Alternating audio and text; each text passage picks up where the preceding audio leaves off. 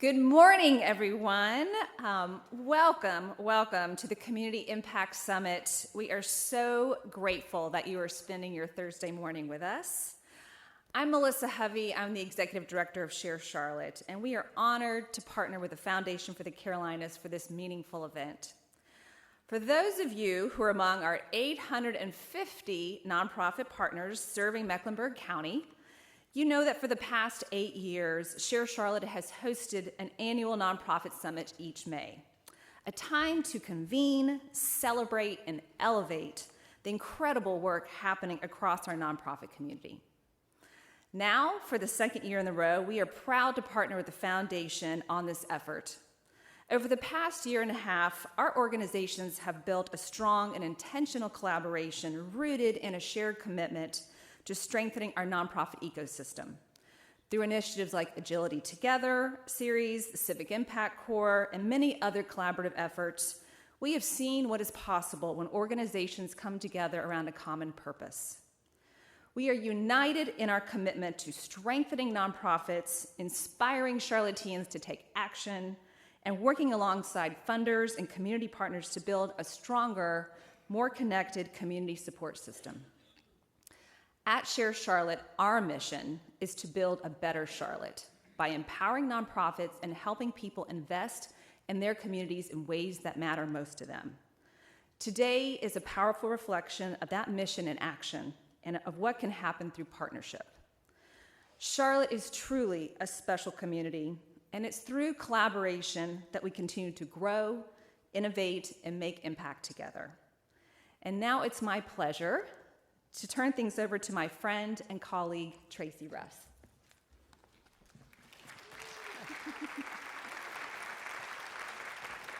Good morning, everyone.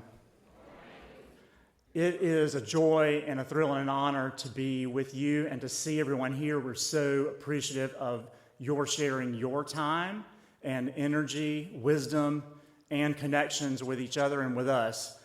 Melissa, we are so proud of our partnership from the Foundation for the Carolinas with Share Charlotte.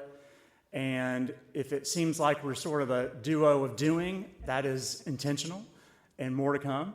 And we're excited about that. Today is about moving forward together. We'll talk more about that as well, not just today, but ahead. And just could not be more thrilled and excited about what's ahead. We know we've got challenges, but we've also got a lot of opportunities, everyone, in this very special moment in our community. So on behalf of the Foundation for the Carolinas and the Robinson Center for Civic Leadership, welcome to the Carolina Theater. And to keep things moving, I'm going to introduce our friend and yours, Matt Olin and Charlotte's Creative.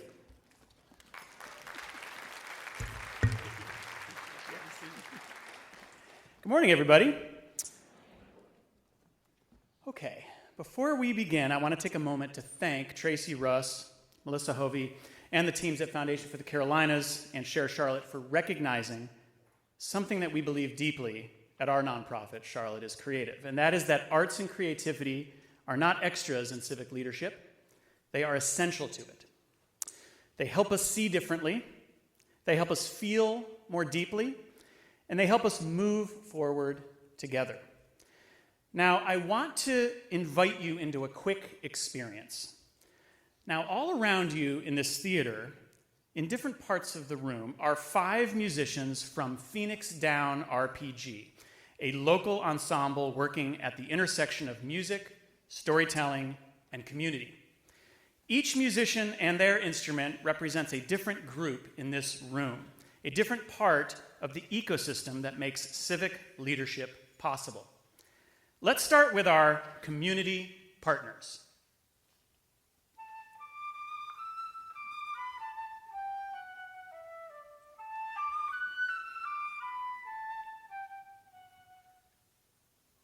They are those closest to the work, the people on the ground making things happen every single day. Then there's our family and corporate foundation funders.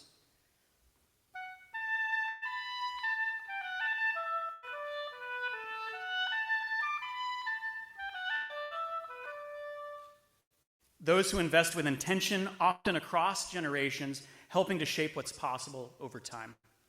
Our donors.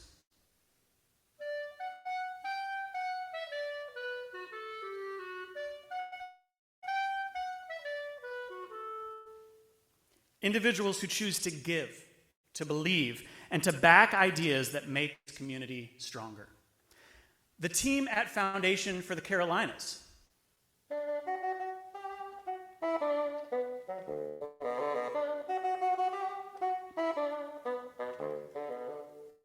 Who connect resources, relationships, and strategy to move big ideas forward. And finally, our local nonprofits.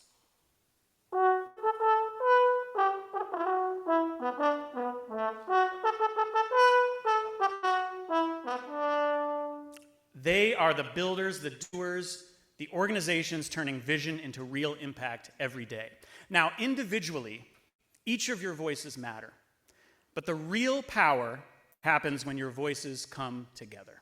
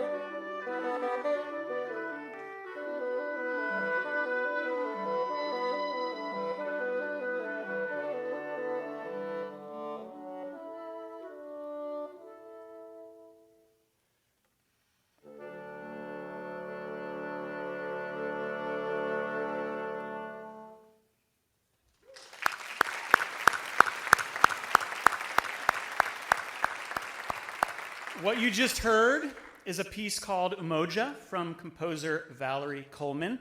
Umoja means unity. And as you reflect on what you just heard, and as we move through this morning together, I invite you to think about your role in the ecosystem and how your work connects with the people around you. Because when we each play our part, and when we truly listen to one another, we don't just make noise, we make something meaningful, we make something powerful, we make something that moves a community forward. And now, please welcome to the stage someone who has dedicated her entire career to moving our community forward, CEO of Foundation for the Carolinas, Laura Yates Clark.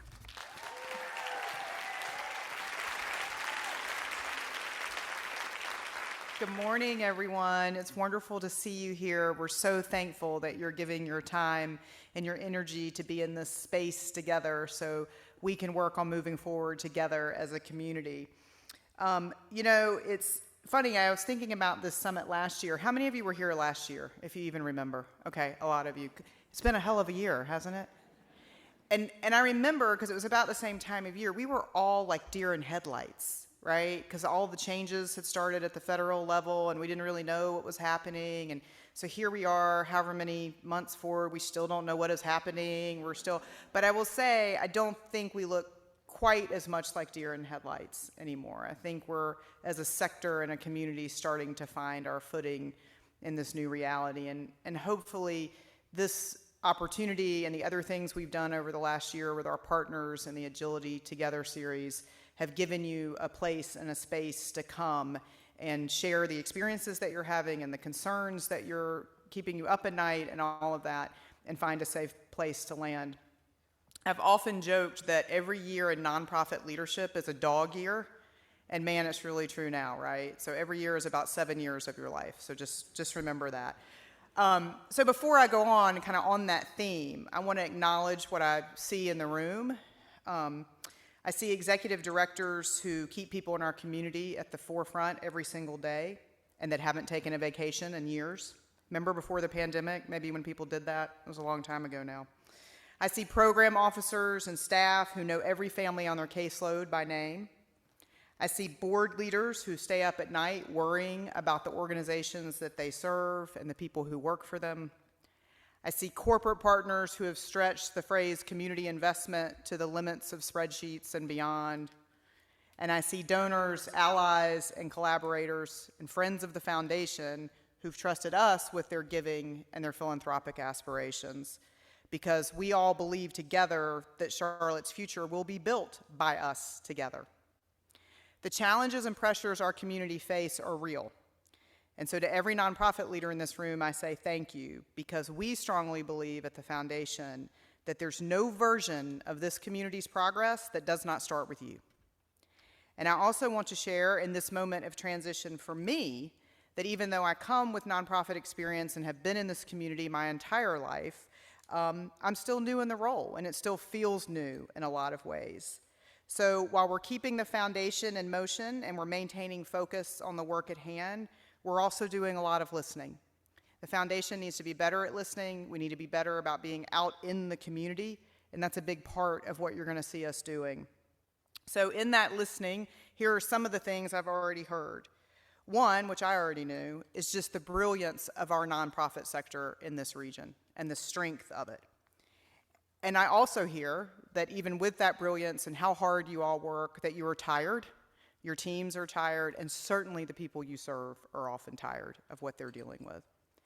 I hear about a region that's growing faster than almost any other region in the country, and yet we have a civic infrastructure that hasn't always kept pace with that growth. I hear about the paradox we live inside as nonprofit leaders, and I've experienced it too, that sometimes the very abundance of nonprofits in this region can make it difficult for those we're trying to serve to find their way in, because it can be a complex system of services that we have. And I hear people and organizations ask with real conviction how they can be more than just the beneficiaries of somebody else's strategy, but how together we can build, lead, and own the change that we want to see in our community. But mostly, I hear what I know is in all of our hearts and what is core to this community. We will meet those challenges and opportunities. Charlotte's never met a challenge it didn't like to tackle. And so that's why we're all here today, and the theme is moving forward together. Increasingly, the longer I'm around, and it's getting to be a long time now, the only theory that really holds up for how we change is if we do it together.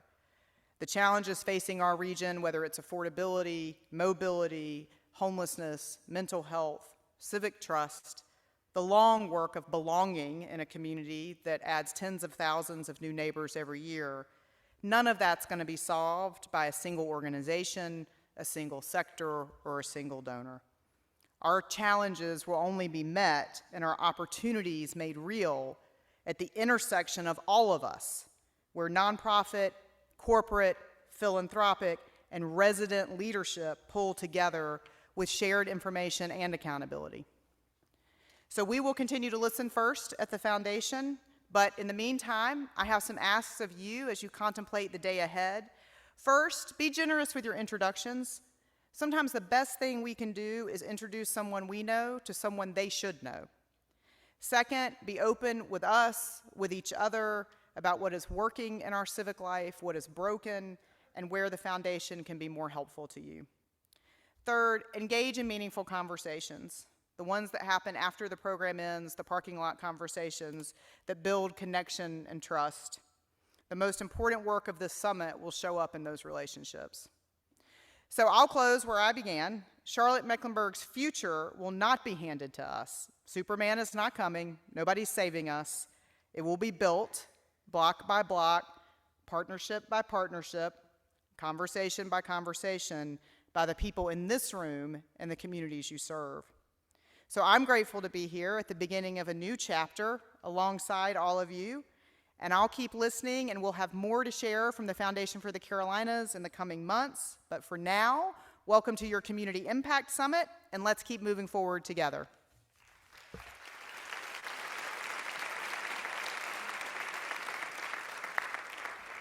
And in the spirit of moving forward together, we've adopted a principle at the Robinson Center and at the Foundation that is as simple as this: to listen first.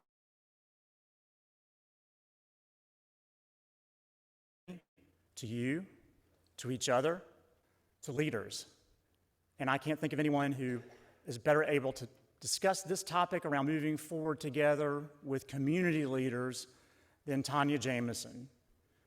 Tanya is a friend and a colleague. She has been an agent of change as a writer, as a journalist, as an advocate, as a leader with Leading on Opportunity and helping to build economic mobility. And she is going to be joined by a panel of distinguished and committed and dedicated community leaders talking about the power of moving forward together with you, with each other. And with that, I'll just turn it over to Tanya and the panel. Tanya.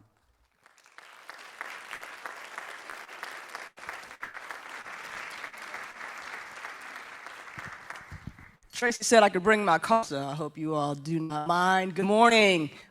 It's so exciting to have this panel that I'm about to introduce.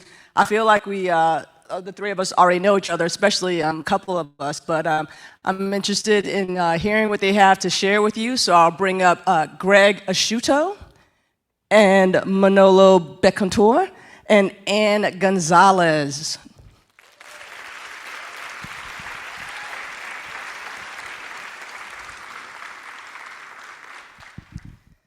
So first we'll kick it off and let each introduce themselves and a little bit about the organizations they lead and the communities they serve. Good morning, all. My name is Greg Asciutto. I'm the Executive Director of Charlotte East. We are the community development organization centered around the Eastland property in East Charlotte. We have been in existence since 2003. And we work really in three buckets as a comprehensive ecosystem development organization. Economic development, particularly working with our wonderful small business friends up here. And by the way, we're all friends up here today too, so you'll see a lot of banter probably back and forth. And we're all East Siders too, so shout out East Side. Where are my East Siders at this morning? Oh, we're stacked. Okay, beautiful, beautiful. This is our people, okay. So we work in the economic development space, in the community building space as well, so we are a community quarterback with a few others in the audience that I know that I saw. It's a little difficult with the lights, but community quarterback. And we also work in the public education space. So we have 16 CMS schools in our footprint. We particularly work with supporting beginning teachers to feel welcome and feel ingrained in the community. So thank you for having us. And before we pass the mic down, what is your why? Why do you do this work? It's a very good question. I think family-wise was very rooted in public service as a kid. Father was an elected official in Stanley County, shout out Albemarle. But I think, I taught for 10 years at Garinger High School before I transitioned to this role, and I think the why is still seeing and understanding that education alone does not move the needle. It takes a comprehensive ecosystem. It takes economic opportunity. Still at Garinger, met with the principal last week, 30% of those students are McKinney-Vento or homeless. And that number, 30%, which, when I was there 3 years ago, that number was around 15%. So when you see the need that continues to exist in the space in the ecosystem, you just got to keep going. You got to believe that there is a better opportunity, that there are better ways to support, to help, and to allow and empower a community to uplift itself. So that is my why that keeps me going. Hola amigos, hola familia. Yo sí, we know de hola. I'm the baker here. I'm the one who brings the hot tamales and the cakes. I think you're a little bit more than a baker. That's an important part. Nobody buys a cake for a sad moment. So, I'm the owner of Manolo's Bakery. I also have a non-profit that is called By Immigrant Hands that took power last year, but we have been, since the beginning, since I came to Charlotte in 2005. Can you believe I've been here more than I've been at the town where I was born? I've been in Charlotte for 21 years, and we were just talking that being in this place, we can come to this place 200 times, 300 times, and it's always still beautiful, and we are a family. I just feel in Charlotte that we are a family. And like I say, I run my business around social change. If I'm making money, I'm making nothing. And I guess I go to work and then I end being in places like this and talking about what we do in the business. But the why, I guess, is somebody told me once, if you know the why, don't worry about the how. And that's how I run my life. I don't know how I do the things I do. but I just feel in my heart that somebody has to be the voice. Even with this very strong accent, I just sharing the love and the pain of our daily life. I mean, the daily life of immigrants, minorities, and small business owners. So happy to be here with all of you. Hey everyone. Hey everyone, Ann Gonzalez. I'm the former president of the Carolinas Asian American Chamber of Commerce, as well as the Carolinas LGBT Chamber of Commerce, and have also assisted as a business partner in the Beyond Open Grant Program. I started doing Chamber of Commerce work back in 2012, and the first organization I was a part of was the LGBT Chamber of Commerce, and at the time, the LGBT community was not able to be out. Their gay marriage had not passed. There was, we were doing a lot of marching, activists, things like that. And we needed to do a lot to gain our rights. And at the time, I came out in 2002, and the LGBT community was the first place that I could go to that I felt where I belonged and had a sense of community. And not too long from that, I found community in the Asian Chamber. I did not grow up in a very traditional Asian household. So I live in my parents are in a biracial marriage. So my father is a Caucasian American, and my mother is Asian. She's Filipina. And we came here in the United States in 1983. So I'm very lucky that I found my Asian community because it created a opportunity for me to figure out,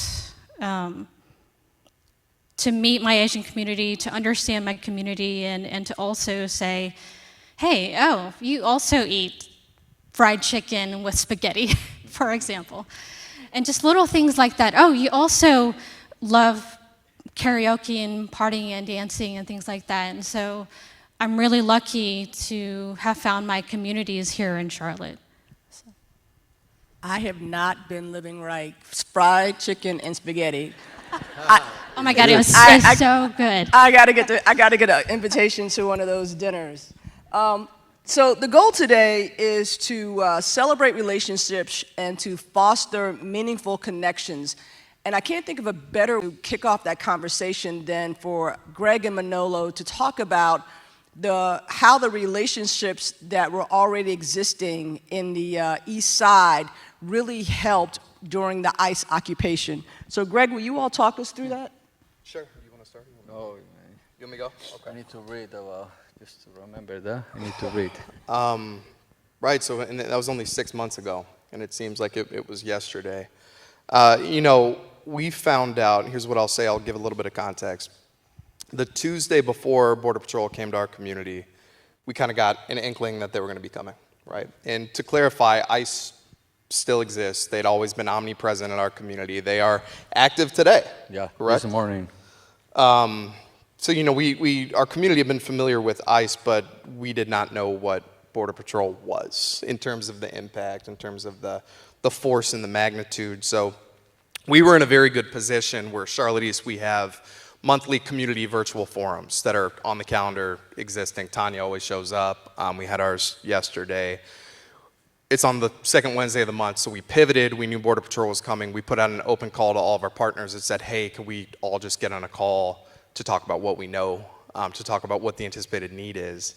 And on that Wednesday, we had 500 individuals show up on that call from all over the city. We held 4 of those calls throughout that week, and then the subsequent week in terms of relief and recovery, and just different agencies that were coming to talk about what services that they were providing and what they needed. Latin American Coalition, Our Bridge for Kids, Siembra, yeah, Action NC. I mean, it was a gamut. There were about 9 or 10 organizations And from those initial calls, volunteers were able to figure out where they could best fit. But I don't think that exists without trust existing internally within the community. It's not just people are just going to pop onto a call. I think we had a very strong community ecosystem existing because, the East Side, we've had to get things done by ourselves. And I know that's not unique to the East Side. There are many other communities that have had to just go and do it, without the public or private sector support. And we were in a position that was fortunate where we had a standing meeting and said, hey, whoever wants to come, and the community showed up in force. And I'm going to let Manolo talk about the impact of his, whatever you want to talk about, but Manolo, his business was the epicenter of the community heartbeat. And it still is. I mean, it has always been. Manolo has been, what I say, a very positive gatekeeper and a bridge builder between two different communities, right? And been the voice, one of the major voices for our immigrant community. And it was just so beautiful to see that space become the epicenter really of community support and resistance. So, kick it off to you, my friend. Thank you. East Charlotte is very special because I always have said there is no need for you to go to New York if you want to try something good to eat. Or Chicago or Los Angeles, you just go to East Charlotte and it's going to be cheaper and it's going to be less expensive and you don't have to spend airplane tickets. And you're going to be doing a lot of good things for a small business. But even though our friendship in East Charlotte is so strong, and I always say, the Americans who live in East Charlotte are the coolest one because they love diversity and they have chosen to be around diversity and immigrants and all those things. In November, I realized I was wrong because it's not just East Charlotte, it's Charlotte itself. People from everywhere, every single day, were in Central Avenue, were at the corner of the bakery, and Border Patrol and ICE, they thought that they were going to bring darkness and they were going to bring fear, and we cried, and we got scared. But they brought the best of Charlotte. They brought the best of us. And they didn't realize that we have a huge army of angels, how I call it and describe it, because we never felt alone. And that's what made Charlotte so special and so different compared to everything else that has been happening around Washington, D.C., New York, Chicago, ICE and Border Patrol, Minnesota. I think Minnesota is very strong too. But we all know the pain. In 29 years, this past year is the first time ever that I closed the year with a loss. But forget about the money. We're never gonna be able to bring the parents back for all those children that lost their fathers, and there were hundreds. So the family separation is the worst thing and the most painful thing that happened that week, that keeps happening, and that's the thing that we all should be worried how we are going to take care of all these children, how we are going to take care of that trauma, because they are the future of our nation. Those are our children. They are our children, and we need to protect our children. We need to take care of our future. So, but we are strong together, and we are moving forward like today's event. One of the things I heard and want to emphasize is the importance of Greg talking about they had the standing meeting, even though it was virtual. And when you all started this, Greg, did you always have 20, 30 people on the calls, or how large was it? No, we actually took it from Ladane, shout out McMinn, who had started an East Side specific. Shout out clap it up for Ladane. Yeah, okay, Ladane McMinn. She had actually started those virtual calls in response to COVID. as another emergency relief, right? And then she holds, I think, twice a month, one for the whole city, and then she was running an East Side specific one because there were so many needs in our area, and then passed it off to us. So, but to answer your question, no, this is our third year of doing it, and the first started out around 10 folks coming to that call, and now we average about, 30, 35 per call. 10 people, and you kept it going. And I know, as an example too, Trinavia Montgomery's in the crowd, and she's been doing one with Care Ring around maternal health. And the consistency is critical. No matter how many people are showing up in the beginning, you have the consistency. The community knows they can come to you and rely on you going to be there, and that's how you build those relationships and build that trust. One of the things you talked about with Ladane with McMinn, this started during COVID, and we see and publicize the collaborations that occurred during a crisis. But how do we strengthen and build these networks when we have a steady state so that we, when a crisis occurs, we're ready to just jump into action? And Ann, I'm going to let you kick off in there. I think, honestly, Greg, what you've been doing by creating constant communication, especially when Border Patrol was around, that was super helpful, even for us as an Asian community, because it did impact us as well. We're just a little bit more quiet about it. And just, going to city council, the things that you're already doing, just building a coalition was super incredible. And to see that, and to also at the same time, voices like you, Manolo, it's so important to be able to do that, because for me, for example, I was very scared at that time, honestly, and all I could think about was my family and what would happen, because I'm an immigrant as well. And if I were taken away or something, if I were to stand up, what would happen to my grandmother, for example, or my mother? Because my father had passed away a couple of years ago, so they're by themselves and live in Concord. They're not with me. And so I just want to thank you both for going to the government center and saying, hey, this is what our community needs. And we all went to the government center just, not too long after we've been, having those conversations through Zoom. And we came together and made an ask to say, hey, we need a budget.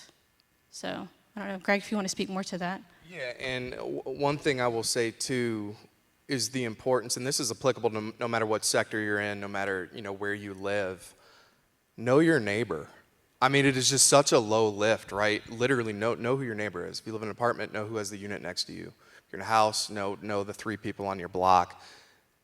That is how organic relationships start. Like, as we're viewing the lens of community development and community organizing, it fundamentally starts at the neighborhood and the apartment level, right? Those have to be tight and organized. Those have to be tight-knit communities.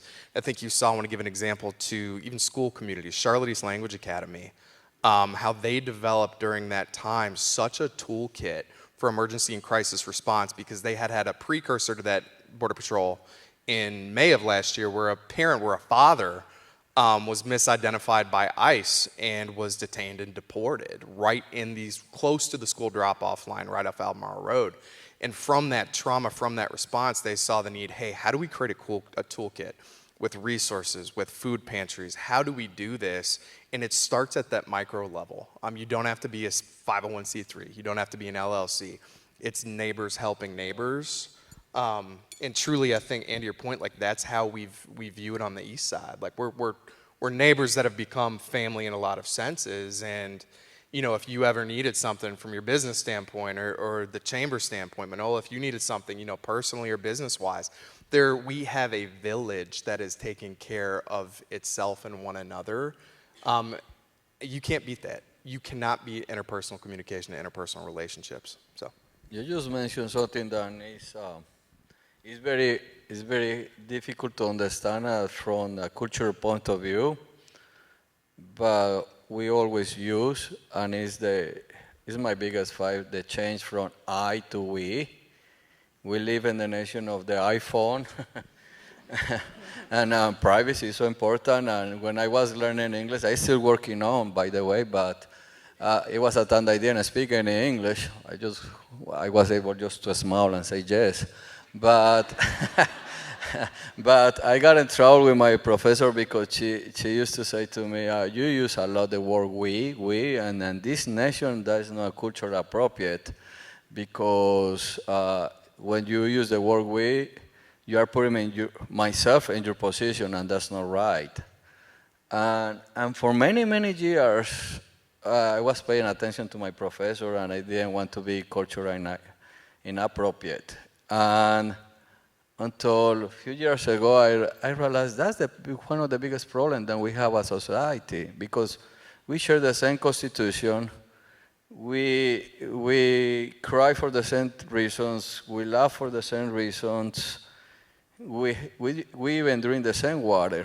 There is not one water for you but when it's time to work together as a society and make a community change, oh no, you are an I and you are there.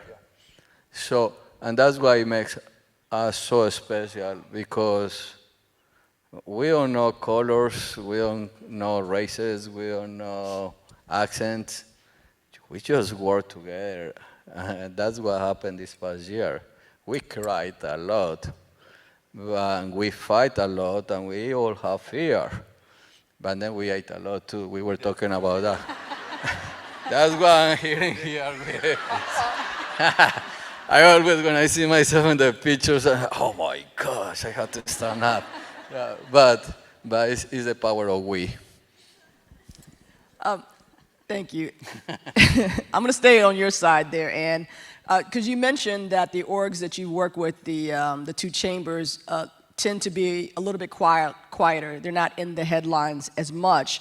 And so can you share some of the collaboration you've seen at the two chambers, whether it's independently, that have made progress?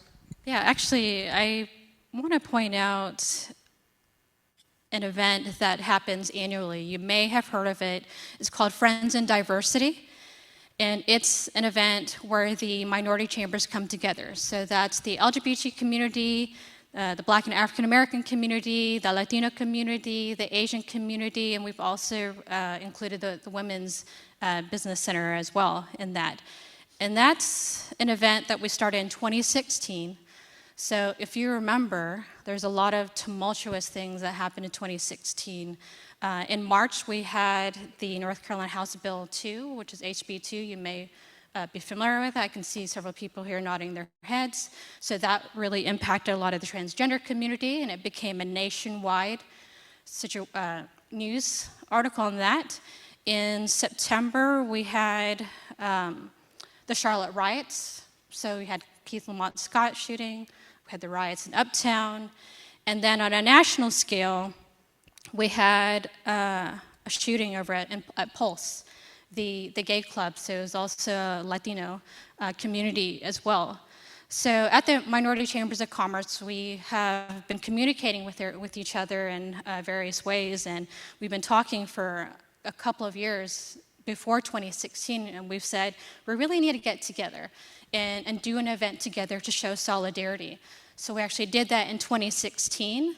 And it was a very well-attended event. It was fantastic to see our communities come together. We had the mayor come out, and that event still happens every year. And now it went from about 150 people in attendance, which it's its very first year, to now between 600 to 800 people. And that's actually coming up in June. It'll actually be our 10-year anniversary. Do you have the date? I don't have it off the top of my head, but I'm sure I can. But we will send it out. I can send it out. Yeah. All right. Yeah, please do come. If you may remember, in 2024, I was at a rooftop event. It was fantastic. We had lion dances. Rocio Gonzalez with the Women's Business Center did salsa dancing. We had drag queens. It was really fantastic. All right.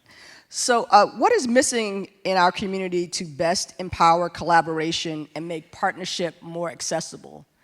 My theory is that it's a trust issue and people are worried about stealing each other's resources. But what do you all think is missing? What prevents us from having better collaborations? I jump in.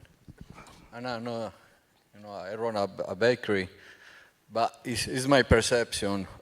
Even though we are very, very strong, trust me, we need to love each other because we are really doing wonderful things, better than many, many places around the country. And I'm not even talking, I'm from, just yesterday I was in South America, so if we cry here or there, it's harder. But I can notice a few things. Identity, fear, and jealousy. And it's very sad. It's very sad. I mean, identity, and I tell you my story. At the beginning when I arrived to Charlotte and to the bakery, I was embarrassed of my accent. I was embarrassed of my conchas. I was embarrassed of even the way that I was wearing my clothes. And I went through all this identity crisis until my mentor told me that the day that you talk from your heart, everything is going to be changed and everybody's going to pay attention. And she was totally right. I made that change in my life, and then is when the butterflies start flying. And that happens a lot in a lot of organizations. We have our identity. We need to know our north. And if you don't know the north of your organization, you are lost. And just feel proud of what your organization represents. I mean, if you are talking, just give you an example. You say, this organization represents Latinos. So you are working for the Latinos, not for the American big corporations that are bringing the money to the Latinos. Sometimes organizations pay more attention who is bringing the money to the organization than the people that they're representing. Fear. And I'm so tired. I had too many fights. You can imagine. We are a non-profit, so we cannot be outspoken. I hate that, man. Oh my gosh, because... I agree with you. Yeah, I hear, for 20 years I've been in Charlotte, I have been hearing that too many times. We have to be neutral. Neutral when there is brutality on the street. Neutral when our children are losing their parents. Neutral when we are not respecting our Constitution. Brutal when people are covering their faces. No, it's time to stand up. It doesn't matter if there's money or there's no money. We have values and we need to fight for those values. And the jealousy, that happens a lot because Latinos, we bring a lot of drama in our lives. Sofia Vergara, you can see in Modern Families. but instead of having jealousy between the organizations, we need to work together as one organization. And if if our main is immigrants, all need to be together, and our main minority, small businesses, whatever, and then it's just one big family. And that's what is going to make our city and our country stronger. And we are going to move faster, and we are going to go farther. You're speaking my love language about speaking up, because we can't just leave it to more activist organizations to be the voice of the people. We all have the issues that we champion, and we definitely need to lend our voices and change some of these conversations and bring a little nuance to the conversations too, because right now we don't really have nuance in the conversations. When you think about who are the loudest voices in the room, there isn't really a lot of nuance when they are expressing the concerns. So I appreciate that. What role do our corporate partners and municipal governments play in helping nonprofits connect the dots and build stronger networks? Pointing at me for that one. Okay, okay. I want to kind of echo what Manolo was saying and bring it to this question. There is a level of fear. I think we saw a lot of fear in November. I mean, the fact that Governor Stein met with us before any head of local government on the ground to talk about what was occurring, to see what was needed to get an on-the-ground assessment. I think there was fear from the corporate sector, from jumping in and being more bold. And to be very honest, in some cases, because the private sector was benefiting from that operation with contracts, right? And, you know, it's very difficult, especially from an East Side lens. Like, Toddy, you know, we're very outspoken with Charlotte East. We're not, you know, not willing to, you know, get up and try to provide some nuance and context to issues that we think are, you know, detrimental to our community or need a little bit of nuance, be it data centers right now, be it, you know, where we had some vocal conversations about the transit tax in the fall as well. And I think when you talk about the municipal and the private sector, there is a necessity of, and I think it is improving a lot. I think it is improving a lot, and I think it's because a lot of the work that organizations like the Foundation for the Carolinas and the United Way are doing to bridge some of those gaps between community. They need to listen, public and private sector, like sit down with us in our communities and really ask us, it's not just money, like, yeah, you can drop, you know, 10 million, do this and that, but really listen to the people on the ground, what are our needs, and don't just take the word from the individuals that are providing the biggest campaign donations on the municipal level, right? And I feel there is a lot of that community angst. Particularly we see it on the east side, there is a constant battle, and it shouldn't be this way. There should be a better collaborative partnership between some of the individuals in the development community and community on the ground that feel like they have not had the opportunity to take advantage of the growth that we have seen in other parts of the city with amenities, with quality of life improvements. And just reiterating again though, Tanya, I think listening and building healthier relationships, and I do see that changing right now, particularly in city council. I see a dynamic shift that is happening. I feel like there are some more people-centered activities and votes being taken, and some that we've even seen this week. But it's a delicate balance, right? Because there are multiple partners, multiple stakeholders.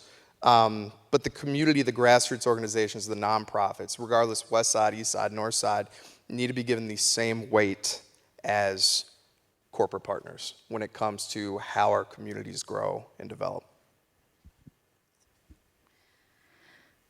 To add to that, I completely agree with you in terms of experience. And I'd have to say and add to that, it goes both ways. And I say that because our Asian community oftentimes, for example, at the Asian Festival, or also known as the Asian and Dragon Boat Festival, I see over a lot of our Asian community there together. But I don't always see other types of diverse communities coming to our Asian events. And when I say that goes both ways, I think us as the Asian community, and I've seen this with other communities as well, is that I think we need to do better at also outreach and saying, hey, please come to our event, we'd love to have you. And I say this because I was at a panel discussion last year, and it was a group of women, and the panelists and I were all immigrant women, business owners.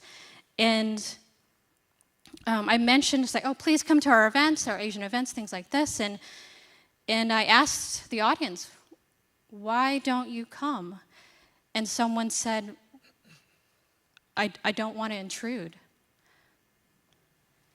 And I said, no, you're more than welcome to come to our events. We'd love for you to experience our culture, to hear our voices, to eat our food, our baked bread, you know, dumplings, etc. We want to share our culture with you. So to that end, I say to all of you, please reach out to our community. Step out. Don't be afraid to step outside of your boxes. Sometimes as nonprofit organization leaders and teams, I think sometimes we can be so narrow focused in our own lane, but we need to step outside of that and think about other communities that we can reach out to, and also find ways to bridge and come together collaboratively. very often people say, oh, we need to build bridges. And I think we already have too many bridges, but there is not enough people that take the risk to cross the bridge. There's a big difference. Yes. And because we live in these parallel worlds, like this is the white community, the yellow community, the brown community, the black community, and this is north, south, east, west, and we have seen this a lot in Charlotte. People, oh, I have been in Charlotte, and this is my first time in Central Avenue. And there's people that say, oh, I thought Central Avenue it was more dangerous. It's your gosh, man, that's kind of insulting. And I made this on purpose. I invite people to the bakery. I want for people to drive the 30 minutes and enjoy the adventure to go to the side. I love to go to West Charlotte, everywhere around. So I guess if we know that there is a bridge here with a corporation, with the city, with the foundation, whatever, we need to cross the bridge, grab their hand, and come back to here. We all need each other. You know, we need rich people, we need poor people, we need the voice of the activists, and we need the voice of the politician. We need to have a debate, and we need to have a democracy, and we need to protect the democracy. And the only way that we can do that is remember that the power belongs to the people. And that was when I go to city council, when I go to the county. I have a very good relationship with the city, with a lot of politicians, but very often I go there and I tell them, really? Border Patrol came to the city, destroy our business, and you just are giving us $100,000 to be the buyer and 20 nonprofits, and but then a big corporation comes to Charlotte, there is $5 million to you, $10 million. No, and you all have nonprofits, and we overwork, we don't have breaks, and we all need money just to take care of our people, you know, to take care of yourselves, your teams. In order for you to be able to help people, you guys need to help each other, and you need to help yourselves. So that's. And one thing on that note, too, if you don't mind, Tanya, like Yeah, I'll be very quick. All right. I've seen that mentality, not so much in our community, but where there's this fear that there is finite amount of resources in this community, so everybody is fighting for pennies on the dollar, right? And I feel like there are things in motion that are changing that, but it doesn't have to be that way. We have enough wealth here where it does not have to be that way. Before we give our fine panel a round of applause, I just want to leave you with that thought, Manolo's thought about crossing the bridge. We have the bridges, so let's cross them together. Let's collaborate and actually get across and make some change. So please give our panel a round of applause.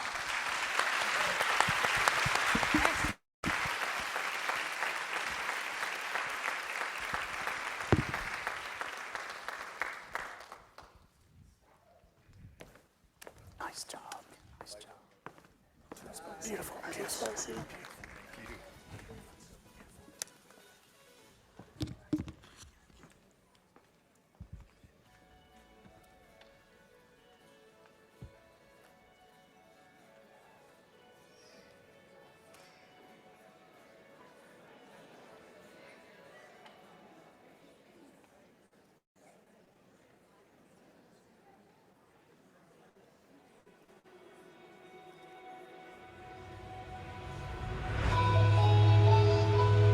Growing from this small community to a very large city. And with that change and with that growth, we have silos between individual organizations, a lot of systemic issues that we're trying to tackle collaboratively that are rapidly changing and evolving. The path to finding a home is hard. You have to make a lot of sacrifice just to find a roof and food. I used to struggle with food insecurity. I used to not have enough money to go get school foods. Everyone's trying to do their part wherever they can. Volunteering or even sharing your own resources. These issues are all connected. but we're not attacking the issues as if they're all connected. We're doing great work, but we're not seeing outcomes change. We know that right now, out in our community, there are thousands of people, thousands of leaders that want to be a part of the magic. They want to help make a difference. FFTC Forward can help make that connection. FFTC Forward is a civic empowerment platform where people will find descriptions and information about key topics, the ability to see who's involved, who's connected, who isn't. We now have a trusted community resource in the Foundation for the Carolinas. So you have government organizations, corporate organizations, individuals who can all really go to this source for information to make our community better. FFTC Forward can become that matchmaker for people who are looking to get involved in these areas, who have certain values that they want to bring to it. We really need one central place where all this information is that makes it easy and simple for small business to access it. All ecosystems matter in a community to make sure that Mecklenburg County is a place where people really can live, work, and play. Charlotte needs to rethink where we are right now in order for us to build the future that we want to have. Now we have the data, the lived experience, the proper historical context for all people to come and really see what's happening. What we're trying to do is to make it faster and easier for anyone, any person, any individual, any organization, to see these connections, that they are empowered to be civic leaders and to do something about them together.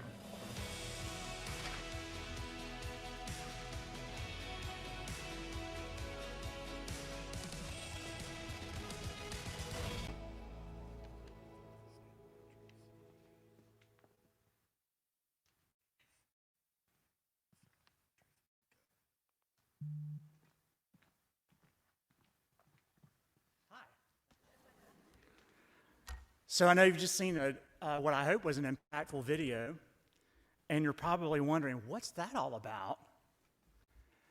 And I want to share what you just seen as an offering, an opportunity for all of us.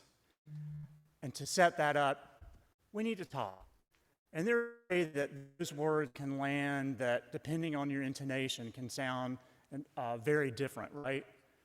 There's the, we need to talk. You know something is up.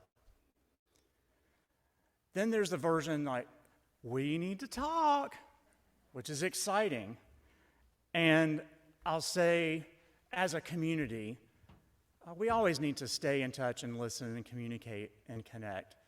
And what I want to share as an opportunity is something in between the we need to talk and the we need to talk. Our community, as is no secret to anyone in this room, is growing, and it has been for quite some time. That rate of growth continues to climb and accelerate.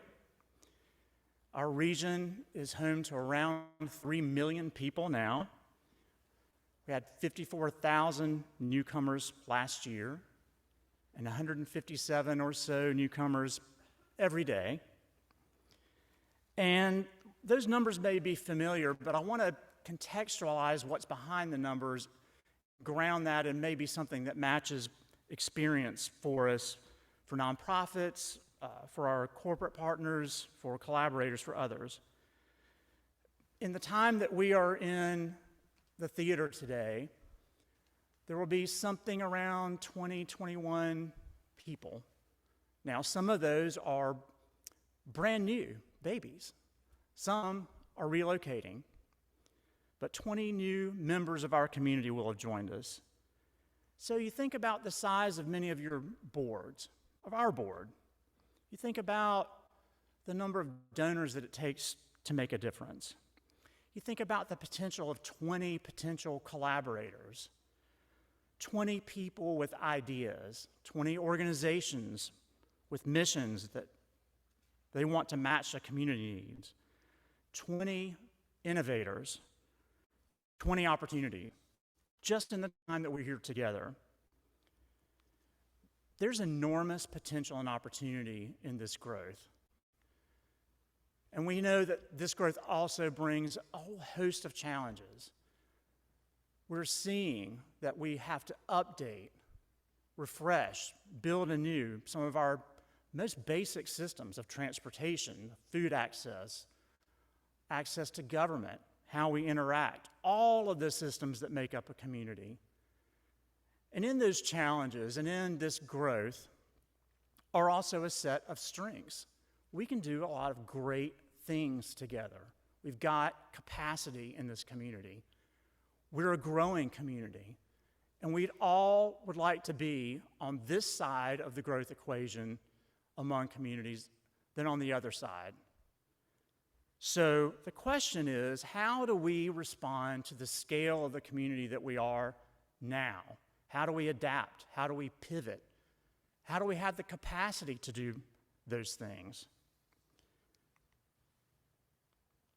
So there's some good news and there's some news to be aware of. I won't even call it bad news. And I'll start with what could be viewed as bad news, but there are lots of silver linings and points of light here. One is that nationally, civic participation is declining and has been. And it isn't just civic participation as a measure of political actions like voting. Perhaps more importantly, perhaps not, are all of the other connections, interactions that we have as people in communities. Social interaction, those of us who are advocates, of course, donating, volunteering, merely sharing information with those who may need it or could benefit from it, partnering, collaborating, connecting in community. Essentially, the entire idea, the concept of we, of us, is a value that has been cherished and has been such a part of our history, and now we're in this 250th year of our nation, that it's worth looking at as a strength in this community and others, and especially on patterns of loss of connection. This matters to us a great deal, to all of us. We're seeing it show up in our health. Recent studies have shown that the levels of loneliness are at an all-time high. That's causing a whole host of issues in communities. But the connections matter in a number of ways. A disconnected community has an adverse impact on resources that we need to move forward. A disconnected community tends to have resources that drain away. It wastes time. It sucks energy out of our relationships, out of our ability and willingness and desire to be involved. It kills enthusiasm, it impedes collaboration, and it reduces partnership. On the other hand, an engaged community where connections are vibrant, connections to issues, connections to each other, connections to ways to be involved, yield a great number of benefits. Instead of those negative impacts, we see that it can channel resources, that a connected community maximizes everyone's time, makes it efficient, that it builds energy, it creates enthusiasm, increases collaboration, and nurtures partnership.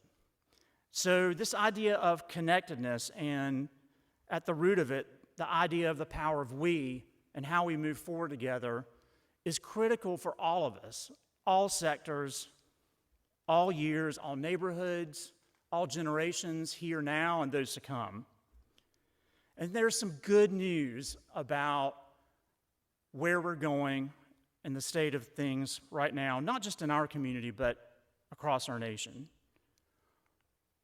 One is that national studies, and this is from Pew, of Americans across around 50 communities, of those that say they're not involved, the number one barrier that they have cited is simply that they don't know where to start.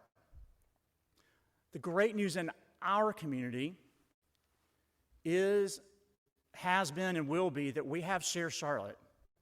as a way to connect people with nonprofits, with opportunity to volunteer, to donate, and to share information with each other.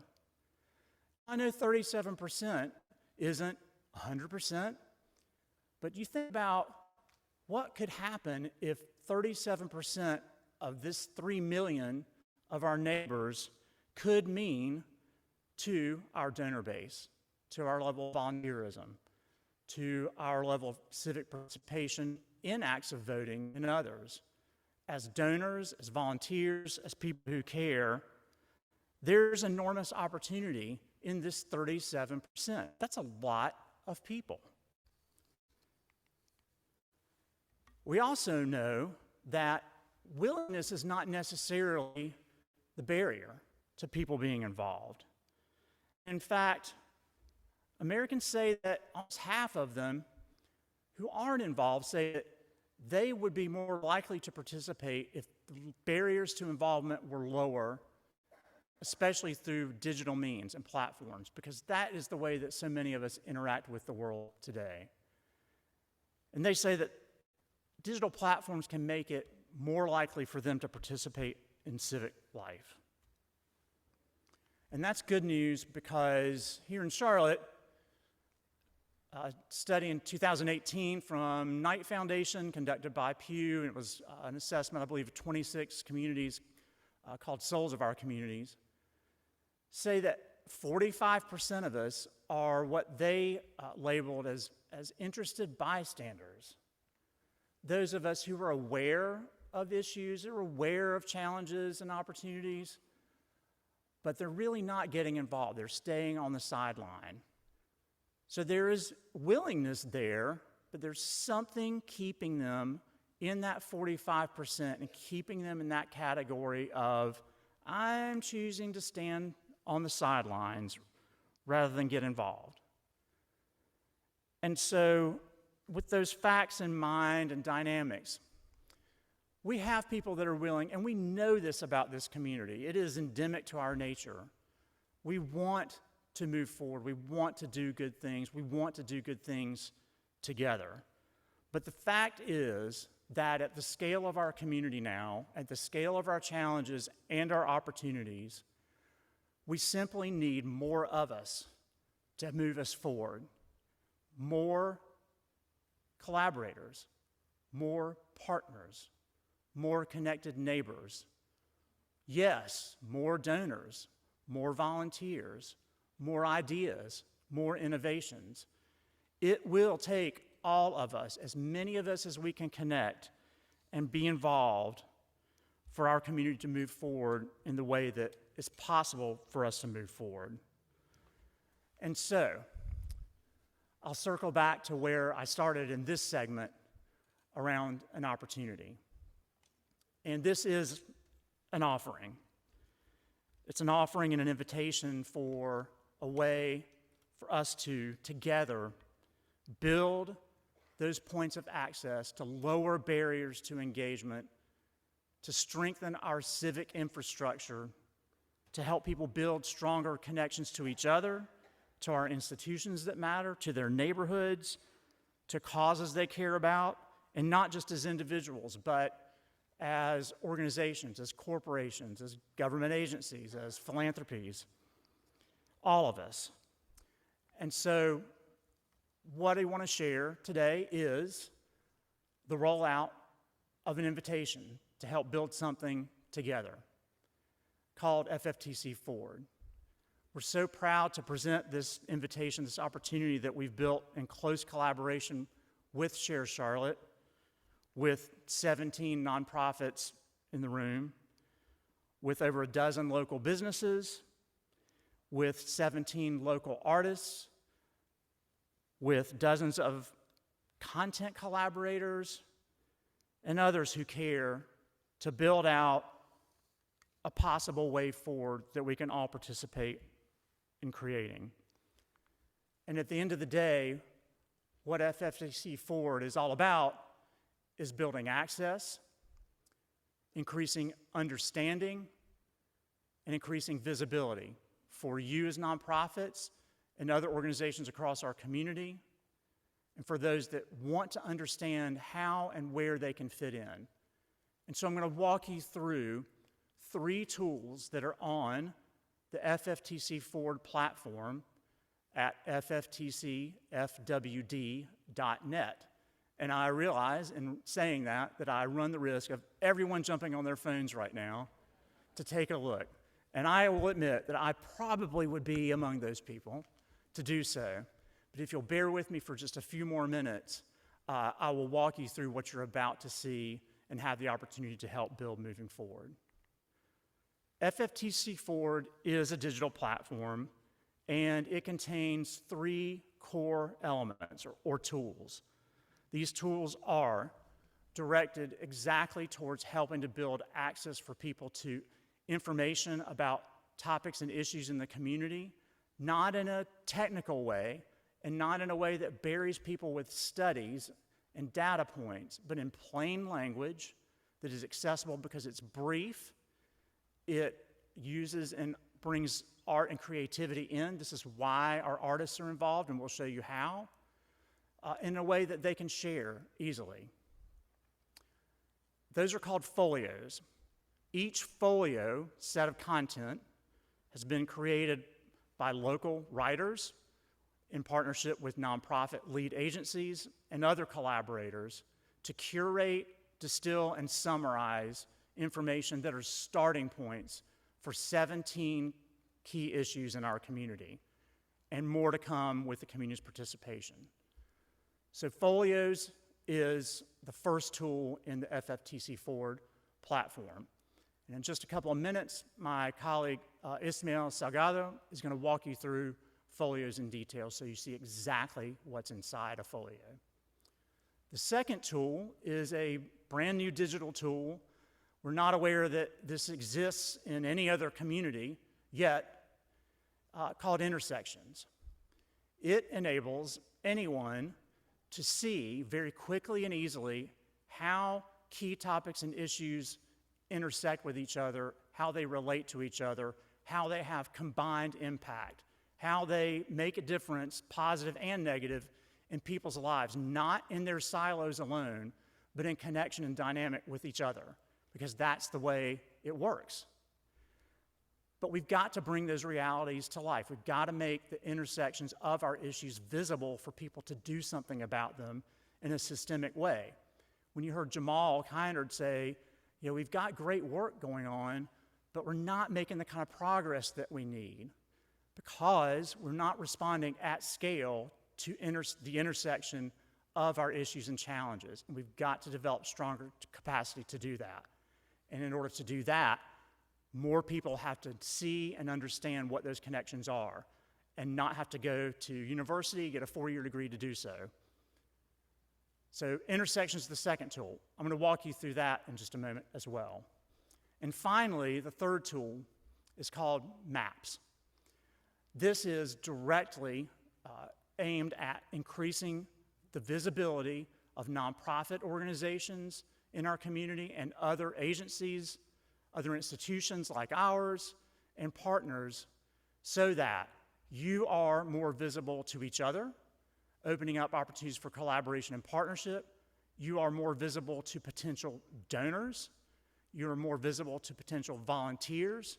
And by the way, if you're interested in doing either one of those things, from the FFTC Forward website, you will go straight to Share Charlotte because they do an amazing job of making those connections. But we need to increase the visibility of who's doing what in our community so that it doesn't seem mysterious and difficult for us to be involved, for any of us to be involved, to have a starting point. It's just like moving into a new neighborhood. We like to drive down the street. We'd like to see what's going on, who's there. We would like to meet those neighbors, and we think it might be more difficult than probably it really is. But imagine if you were driving down your brand new neighborhood, your brand new street, and the only house on the entire street that you could even see is yours. Maybe the rest of them are invisible. Maybe they're not built yet. Maybe they are. Maybe they're hidden behind tarps and walls. The point is, you've got to be able to see systems. You've got to be visible to have any chance of interacting, and it's got to be presented in a way that meets the way people take in information today. So that's the third tool, maps. Who is this for, this platform? It's for all of us. It's empowerment for individuals who may want to be advocates on an issue they care about, or individuals who you would like to advocate on your behalf in front of city council, county commission, national legislative bodies. It's for newcomers. It's for longtime residents. It's for leaders. It's for staff at the Foundation for the Carolinas to have visibility and connection so that we can all help make connections faster and easier for anyone to be engaged. It's for corporations, nonprofits, community groups who are seeking opportunities to invest, to collaborate, to partner at the organizational level. They're trying to figure out, perhaps as a newcoming organization, corporation in the community, where do our mission pillars fit in? Where do our values fit in? How do we know that? How can we see the landscape of this community, even before we get here? And finally, it's for government, it's for philanthropies like ours, it's for coalitions, to be able to see you faster and easier, to understand our community faster and easier, so that they are and we are, in turn, better able to support the work that needs to happen, to find opportunities for collaboration and partnership, and to see ourselves as systems, and again, meet the challenges of our community at the scale of the community today. So, 2 of these tools are live, and if you have been on your phone and opened up the website already at fftcfwd.net, you might be looking at those. The third one is to be developed in partnership with all of you. And for a dive into folios, I'm going to turn this over to my dear colleague, friend, co-worker, right-hand person, all good things, Ismael Salgado. So, Ish.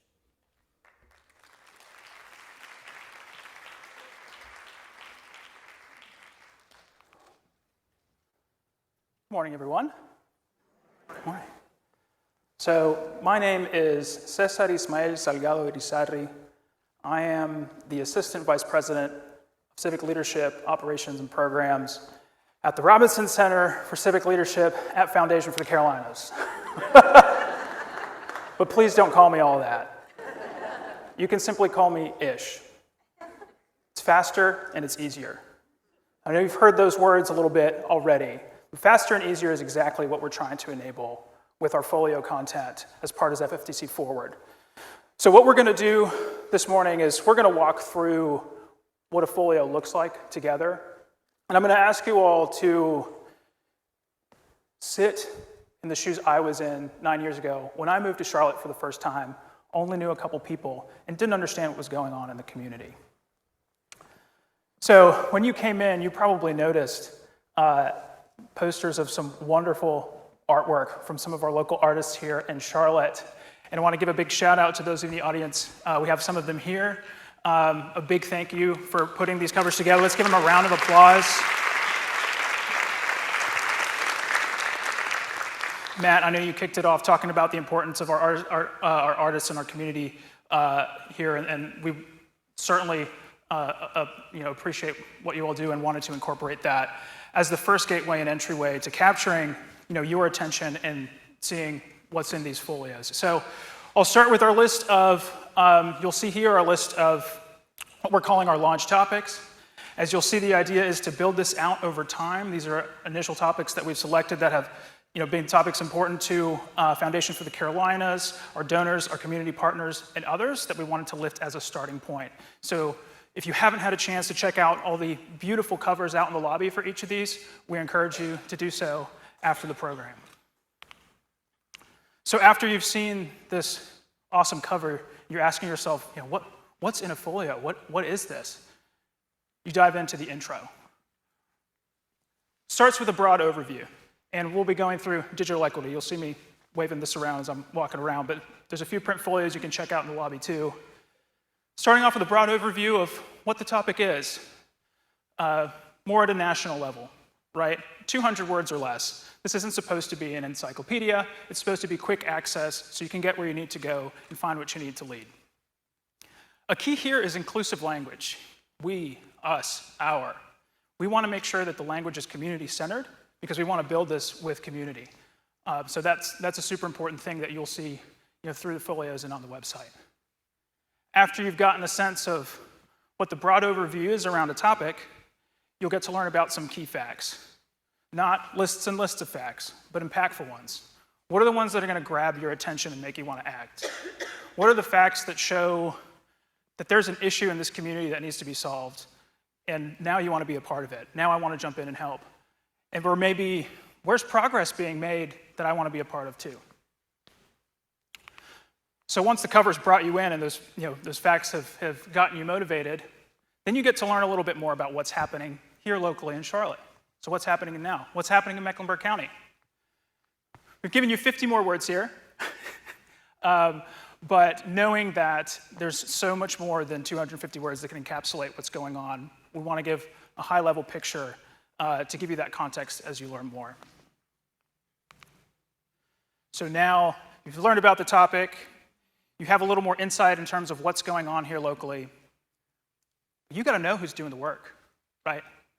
So you'll see here, we have images from our website as well as our print folios up here, a list of key organizations, some key organizations leading the work, conveners, and in our website, a list of many other organizations involved in the space, easy access to their websites through our platform. And I also want to highlight our partnership with Share Charlotte, knowing they have a wealth of information and data around our nonprofit partners. You can actually go directly into links around key topics that will give you search results for those on Share Charlotte and give more visibility to the good work taking place around these specific issues. So you've learned about the organizations, but what's happening in the news? What's the data that's informing the community? We also have tools and resources. These are your dashboards, your reports, your articles, the things that are over 250 words that you can dive into and learn more about. And a QR code to make it quick and easy. So now you're motivated. Now you want to do something about it. How do you take action?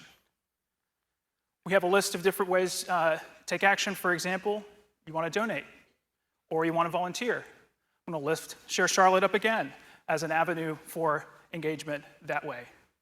And here you'll get to see some variety between folios as well, outside of volunteering or giving your time, giving your money. Maybe you're interested in tutoring, so you can look into the K-12 education folio, or you're interested in advocacy. And looking in public transit, you find that it's good to be encouraged to ride public transit or support local businesses. And I think the key here is how easy this information is to share and spread the word with others. Because that's what's going to enable you as a leader, is bringing others along with you. So this section is also formatted in a way so that you can easily share that information. So let's say you've gotten a baseline of information and you have a starting point and an understanding. But maybe you're coming across some words that you think you know what they mean, so you don't really want to Google them. But then you realize, in looking them up through our Lingo to Know section, that, oh, there's additional context. Now I truly understand what this means. I know in a lot of the work, when we're around these key topics, there's terms and phrases that are important to create a common language around issues so that we can move forward on them. But sometimes those also unintentionally turn out to be a barrier for access because people don't understand what they mean. So our Lingo to Know section is a way to help demystify some of that too. And you'll see our phone view over here to the right. Thank you, Tracy. You saw that intro video, the hype reel is what we call it. Our folios will also have short videos, easy to share and gain information that can give you more than what's on a printed page or text on a screen.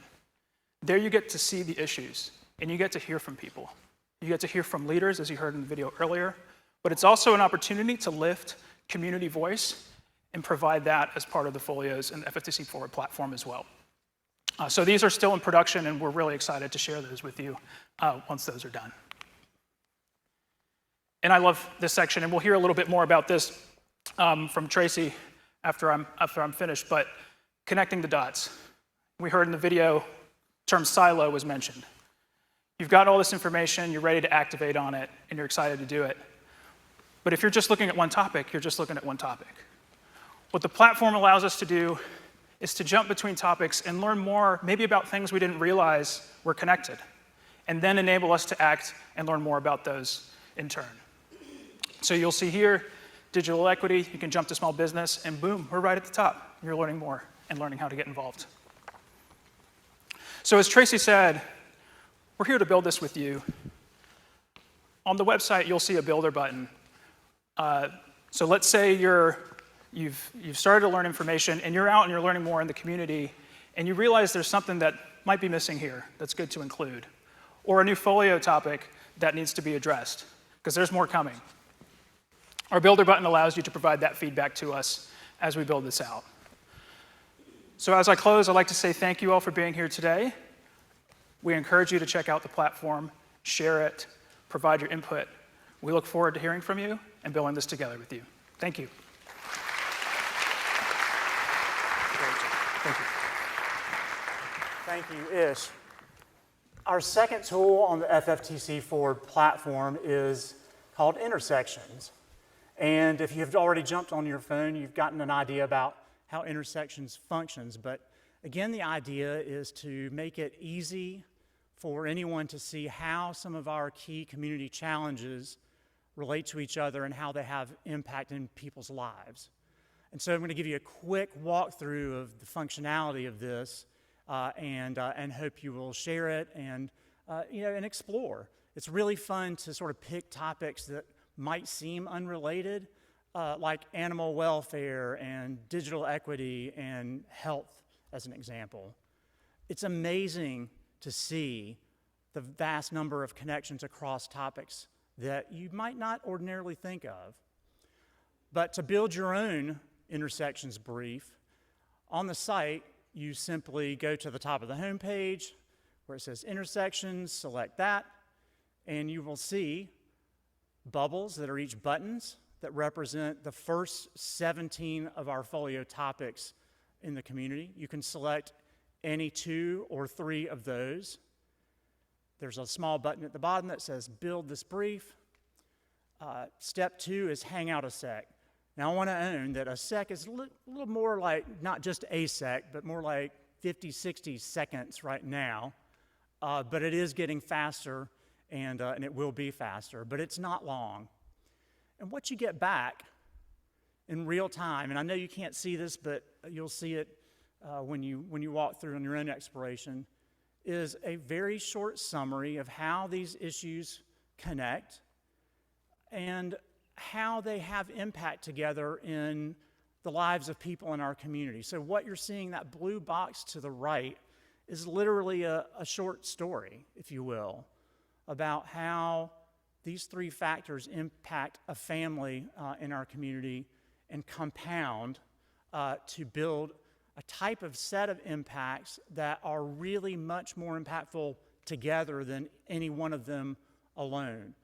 And it's so important for us, A, to understand how these issues intersect so we can do something about them in systemic ways. But the reality of it is that if we lose sight of the fact that these topics, these challenges together make a difference in people's real lives, our neighbors, those around us, we've lost the battle to connect further and do something about building our community together already. So the humanity of this is not a minor point, and that's why it builds this story. No matter how many topics you select, how many times you do it, it will generate a brief for you. You can share this. It will create a PDF. It will create a document. It will allow you to email it out, perhaps to your board members, perhaps to potential donors, perhaps to potential funders, and others who might be advocates or allies that you're seeking out, because one of the most powerful collaborations that can happen are the ones that are joined efforts from and by organizations across sectors, recognizing this intersectionality. Yes, the more of us that care and show up around our issue will always be important.